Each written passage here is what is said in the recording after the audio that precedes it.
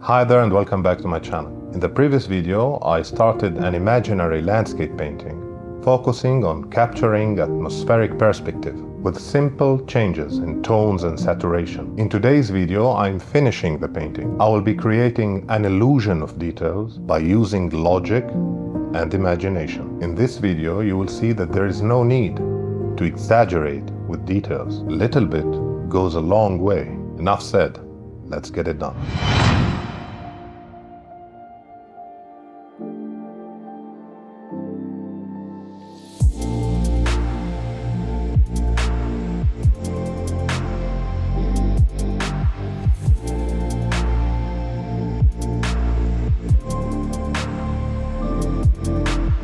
I started this painting from my imagination to demonstrate how easy it is to achieve atmospheric perspective and a sense of distance in painting. Now the first layer is dry, and I can begin adding details to the painting. I don't want to go crazy with details. All I want in this painting is to put enough suggestions, hints of details. Keep in mind that this work is imaginary. I'm not looking at a photo or an image, so the only way I can invent details is by trusting the laws of nature and the physics around us.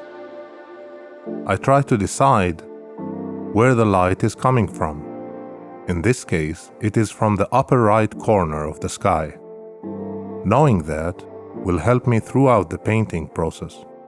I will be able to add shadows to the trees and hills and make many judgments relying on the source of light. I tend to always start from the sky and from the horizon when I paint landscapes, so this small painting is no exception. This is a new layer, but still, I prefer to work from further away and get slowly but surely to the foreground. This way, I'm able to keep the painting harmonious without disturbing the atmospheric perspective that I achieved in the previous layer. I spend more time looking at the painting than touching the canvas because I want to invent details from my own imagination.